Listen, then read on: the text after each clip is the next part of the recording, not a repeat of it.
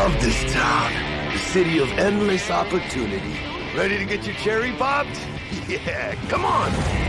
City like any other, just bigger. Nah, mano, not just any other city. Legends are born here. The major leagues. We're only here because Dex is pulling the strings. Doubt that puts us in the same league as them. But we are. They just don't know it yet. But if you got the cojones and you know how to use them, you can do damn near anything. Unless you catch a bullet. Even then, you go out with a bang, right? You know, you can make heaps more eddies as a motivational speaker. Yo, Mr. V, a pleasure. So what's the game, Dex? I love that guy. You come out in one piece? How about we go over the plan? There's this prototype tech, a biochip to be precise. Job's to grab it. Guessing it belongs to a corp. Arasaka. We're robbing some heavy hitters. Thought you could blackmail me, fucker? High risk, high reward. First rule of the afterlife. Ka-ching, baby. Goes without saying, we do this on the hush. Ideally, no bodies, not a one. Sounds simple enough. Eat lead, assholes! Is it gonna be dangerous? Don't you worry, mi amor. We're bulletproof. Your ass moving now! What the fuck just happened in there? Can't stop digging Night City. Fucking major leagues. Happy now, Jackie? Yep, that's fucking high! Time to bail! Oh my god, we're so fucked.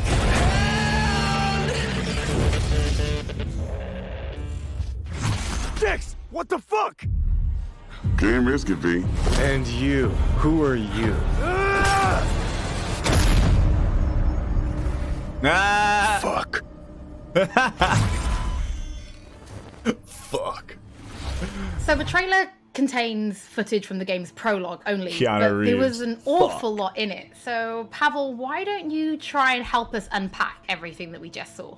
Oh yeah, I mean, absolutely, I can try. So, what you have just seen is only the prologue of the game. So that awesome stuff is only happening in the first few quests. What the trailer shows you is really our stage, the Night City. You know, this gigantic city built of 6 completely unique districts, surrounded by the 7th one Their that we audio call the delay. Badlands. As a player, you are meeting Jackie. Jackie's your friend. Now, they together are trying to reach out for something that is very precious. They are trying to reach out for this chip of immortality, this gateway to eternal life. Jackie introduces you to Fixer Dexter Deshawn. He's a very important person in a social ladder of Cyberpunk. He is able to provide the player with various jobs and contracts to be able to gather money, to be able to modify their bodies, push themselves to the limits, to put their hands on the chip. But as you can expect, not everything goes as planned, and but to see it, you will have to play the game. There are an awful lot of really cool things in this trailer, and there's a few that I would just love to talk about a little bit more for the people at home. Look what they're doing with this Let's start with cam. talking about a gang called the Mox. Now, we see a few flashes of them in this trailer. I personally think they're really cool and one of my favorites, but can you give us a little bit more information about them?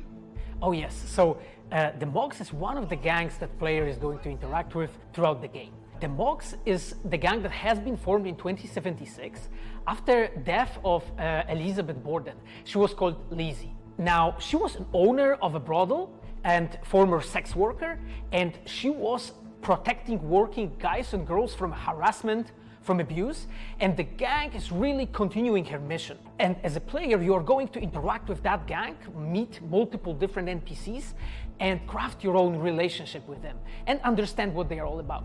So earlier on, you did mention a 7th district, a place called the Badlands. Now, we saw a few shots of this in the trailer, but I'd love for you to give us a bit more detail about the district outside of the city walls. Okay, so the Badlands is this like dead, dried out space going around the whole Night City. And as a player, you'll be able to traverse that space in your car or motorcycle. This is a space that is inhabited by the nomads. Nomads are living in different families, and they are traveling across that space in convoys made out of the cars and motorcycles. And as a player, you'll be able to traverse and access different type of open world content that has been prepared specifically for you to get that awesome feel of the Badlands as an area. In the trailer, we also saw like a completely metal creature. Now, he didn't look like he was from the Maelstrom gang. This looked like something else. So please tell the people at home, who is this giant metal monster? Okay, so that big dude, that was Adam Smasher. He has been introduced in pen and paper in Cyberpunk 2020 by our senpai Mike Pondsmith. Adam Smasher is a fully converted cyborg. He was always a loyalist of Arasaka. And time has changed, and in 2077 he had to find his own space in Night City. But to find out, you'll have to play the game. In this trailer, we do see some flashes of a Ripper Doc called Victor Vector. I think if people have watched our previous gameplays, they might remember him. But I'd really like for you to give the people at home some more information about what Ripper Docs are and how they'll be interacting with them when they play Cyberpunk. So Ripper Docs in our game, they are surgeons. They are like a specific type of a job in the social ladder of Cyberpunk. They are accustomed and specialized in replacing limbs to the metal ones. They can basically update your body, enhance your body, change you into this walking war machine. And as a player, you are going to meet different kinds of Ripper Docs in the game, craft your own relationship with them. Some of them are like important characters for a story. Through that, you will invest eddies that you're gathering to turn your body into this tool that allows you to survive on the streets of Night City. Pavel, thank you so much for joining us. I know you'll be back later in the episode because you're going to be helping us to analyze the Braindance gameplay. But before that, we do have some news to share. Earlier in the year, we announced that if you pick up Cyberpunk 2077 on Xbox One, you'll be able to play it on Xbox Series X when the console launches. And just in case you missed it, it will be the same for PlayStation players as well. If you pick up Cyberpunk 2077 on PlayStation 4, you'll also be able to play it on PlayStation 5 when the console launches. And that's not all. There will be a free upgrade for Xbox Series X and PlayStation 5, but we'll have more details on that soon. To Night City. Before we reveal our first look at the Braindance gameplay and welcome back our developers for a chat, there is just one more thing we want to announce. I don't see Something audio that we've been desync at working all. on in secret for a while. We are very excited to announce our partnership with Studio Trigger and Netflix to bring you Cyberpunk Edgerunners, a standalone anime set in the Cyberpunk universe, which is due to launch in 2022. But for some more information, let's go to the team in Tokyo. I don't see it at all. I don't know. That's weird. Hi, my name is Saya Elder. I am the Japan-based producer for Cyberpunk Edgerunners. What I do basically on this project is that I am a fixer, to put it in the words of the Cyberpunk universe. We are a game company. We are a bunch of nerds, and wherever there are nerds, there's going to be anime fans. So it was always a dream for us to make anime. When we began this project, we were certain that we didn't want to make a recreation of the game. Cyberpunk Edgerunners is a standalone story set in the same universe. The stage is still Night City, but everything else is totally new. New characters, new story. I do like to think that it's going to be a great gateway for newcomers to come and check Cyberpunk game and also the Cyberpunk genre as a whole. Right now we're in Nakano, which is one of the biggest anime meccas of the world. I'm going to take you to Studio Trigger right now because we have the wonderful opportunity to talk to the dream team that will be bringing you this anime. こんにちは。トリガーの代表取締役の大塚です。監督の今石です。キャラクターデザインを担当する吉成です。ゲームのサイバーパンクのファンの方、今回初めて触れる方両方に満足していただけるようにアニメを作るつもりです。よろしくお願いします。今回はそのサイバーパンクという僕らが10代の、一ファンにしか過ぎなかった頃に生まれたジャンル、そういうジャンルのものをまた、時代が何周もして作れるというのが非常に楽しみです。トリガーも10年ということで、監督に今石、キャラクターデザインに吉成というトリガーの最強の布陣で、トリガー10周年にふさわしい作品にしていきたいと思います。お楽しみに。Subbed greater than dubbed? Oh shit, dude. You just triggered some people. No pun intended. Now it is time to show you some gameplay of Braindance. This is a feature that you'll experience when you play Cyberpunk 2077. Braindance is essentially a recording of somebody else's experience. It allows you to relive their sense of sight, smell, touch, and even hearing, all thanks to a special device. After the gameplay, I will be welcoming back Pavel Sasko, and will also be joined by Patrick Mills, our senior quest designer and all-round lore master, who will be helping to answer your questions and give you some explanation on how you'll be interacting with Braindance when you play Cyberpunk 2077. So, let's take a look. I don't see desync. How do you guys see desync? I do not see. You go in, snatch the cash, get out. That's got to be Twitch. To those psycho freaks from the studio. Got it. And remember, everything on full blast. They'll spot us extra for a wicked adrenaline high. I see absolutely zero desync. Okay, on you go. It's probably for certain people. It's probably Twitch or internet for certain people. Want to see you kissing the flooring? Money. It's not on my end. Or I will fucking drop you. I swear to God. Rubik's Cube. Well, yeah. Hey. It's a 4-piece Rubik's Cube. Blow your fucking head off.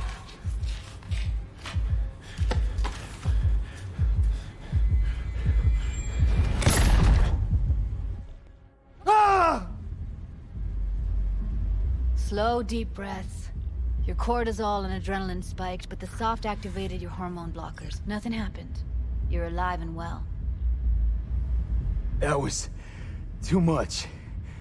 Could feel the guy's pain, his stress, his hope. Hope wrapped up in something else. Mm-hmm. Probably took a booster just before. You'll be fine. Got everything set up? Let's switch over to editing mode. I feel like this whole game is going to be filled with suicide girls. I'm okay with that. I'll sever the link to the BD Roller's sensory array. You'll be able to look around freely. Whole scene's yours.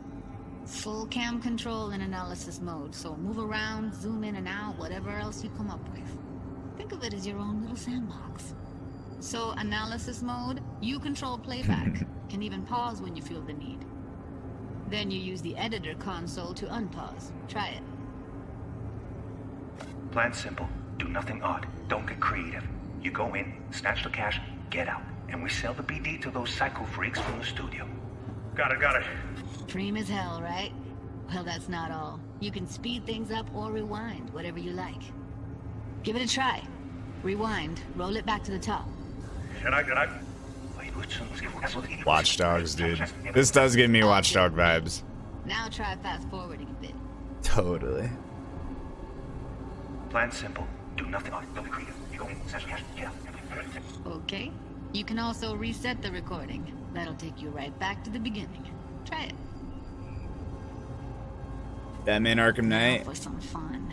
This here's why you came in the first place. In analysis mode, you get to view and even scan details of the enviro recorded by the BD Roller.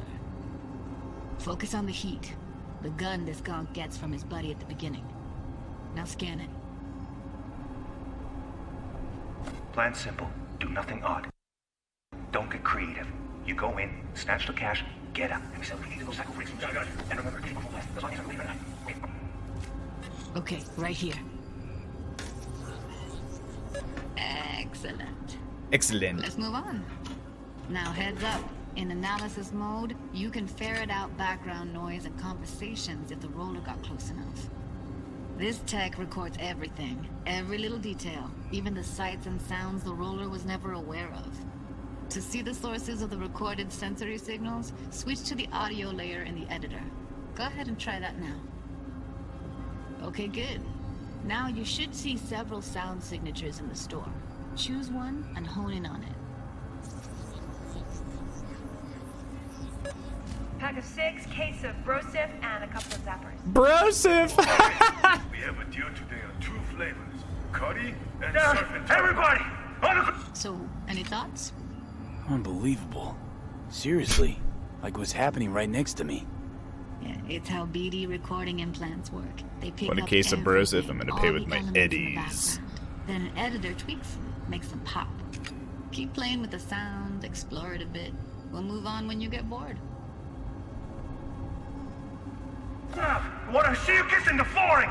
Money! Net! Sometimes you can analyze extra layers in the raw, stuff the roller's cyberware picked up. Can we analyze that Rubik's Cube? Ev's got Kiroshi optics that grab infrared, meaning you should be able to grab heat signatures from her recording. Huh. Hella nice. Scanning works on peeps, too. Walk up to the wounded chick. Try scanning her. Alright, next thing. Scroll forward to the part where our artist gets a lead injection. Or I will fucking drop you, I swear to God! Well, okay, now, fucking head off!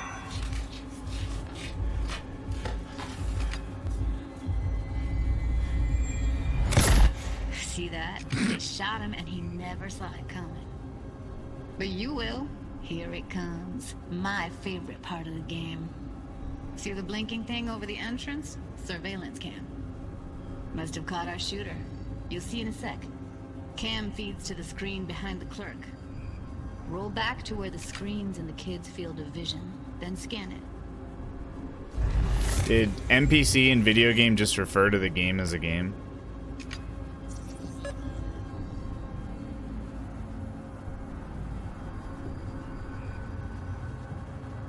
His own Chumba shot him. Probably planned to all along.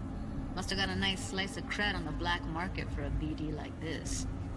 BD freaks are ready to pay a preem for a real flatline. Anyway, if you've seen enough, you can exit.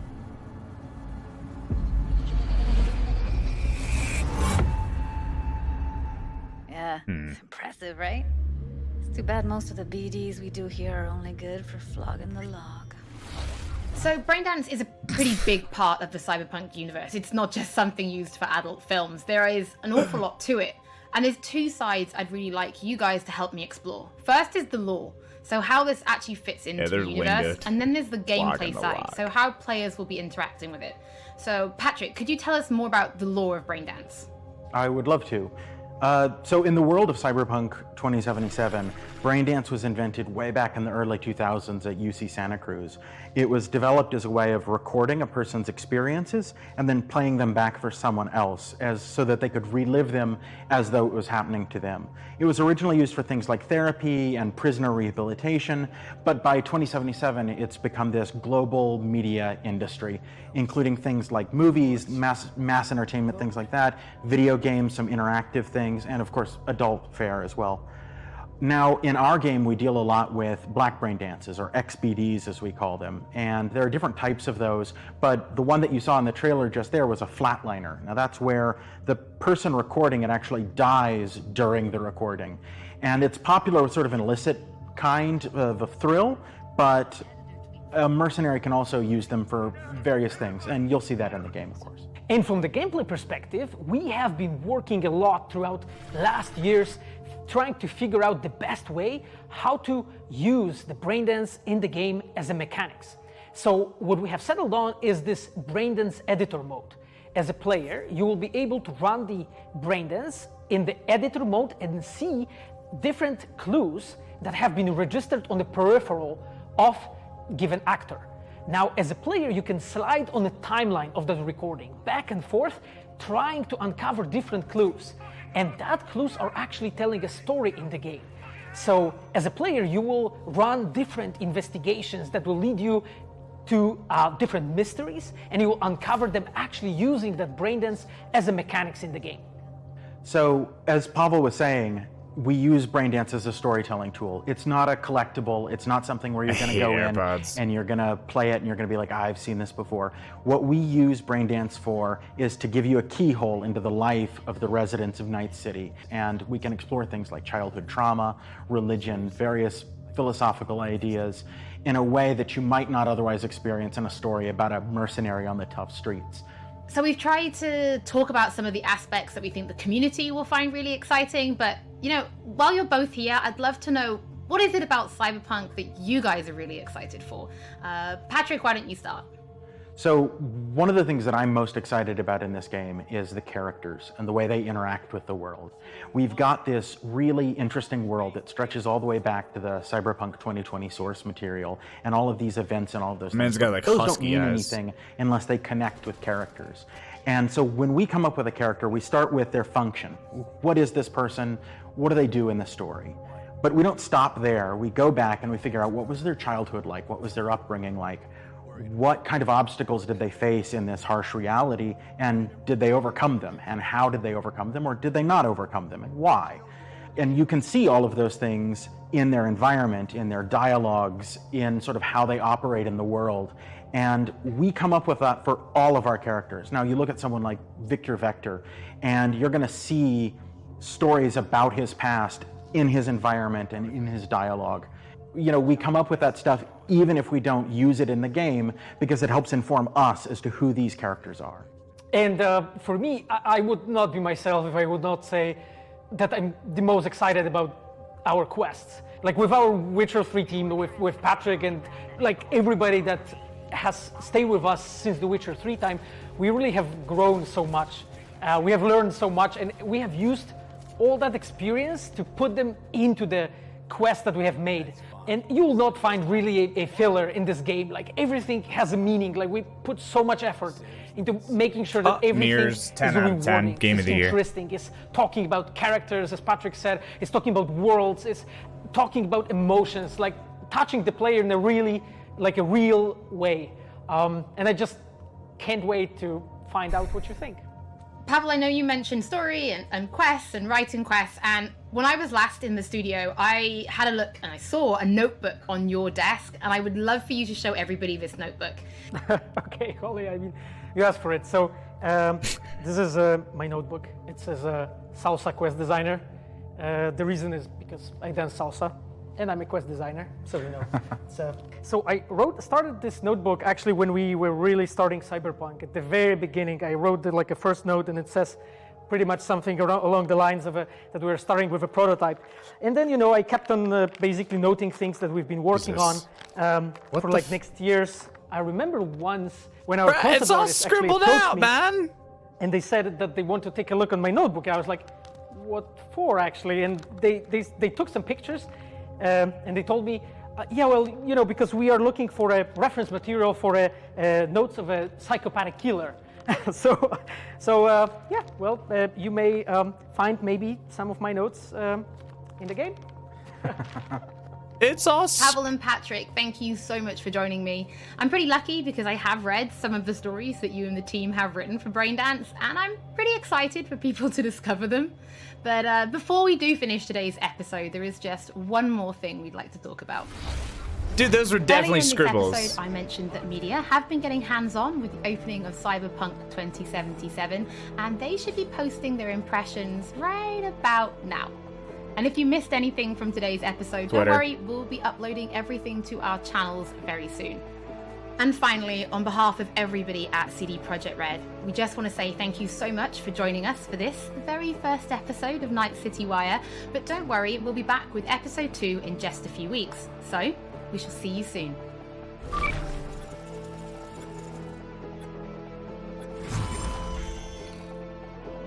So how many weeks, man? That looked like scribble to me. That did not look like actual. Was that actual cursive in a different language? Because that looked like scribbling. Really useful for you. Sure. Is there player housing? Is another question, and yeah. I'm pretty sure it's first person the whole time. I mean, I can say V has an apartment, but right now at the moment we're not planning, you know, for you to buy different apartments.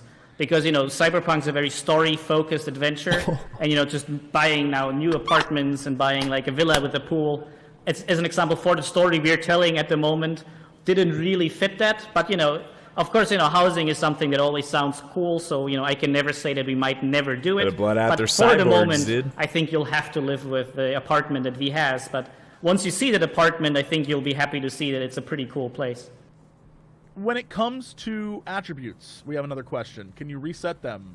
Or can you reset your skills so we can try different styles of play? Mm-hmm. Yes, of course. This is, of course, part, again, of why we want to give you that much freedom. And of course, this freedom is that you can't, you can always reskill your character, because as I said before, we want to give you that fluid class system that actually gives you this power of experimentation. So as an example, if you want to play someone who's more like a cyber ninja, if you're really good with melee fights, if you want to use katanas, if you want to have a double jump or, dash in the air, you can do that. But maybe sometimes I would actually now prefer to just try out a little bit more hacking. And then we don't want you to have to start a new game. So you can actually do that. Yeah, it's neat to go through and try the different things. I learned that I really enjoy hacking cameras, hacking people, and then watching them blow themselves up. It's truly a joy to not do anything and watch chaos happen. Someone in chat was asking, while you're going around the city, can you just get in general trouble? Yeah, you can do all sorts of things that will get you in trouble. I am very intrigued. It looks like an immersive experience. I have a totally open mind with it. I am interested.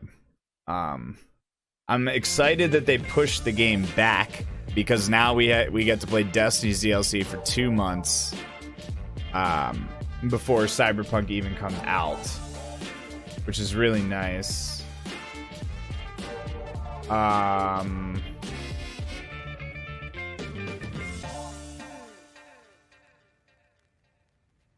So I'm excited for it. I hope the gameplay is good. It obviously looks like they're going super heavy in the RPG element of it, which is going to make it feel immersive. But I hope the gunplay feels good. I hope the gunplay feels fresh.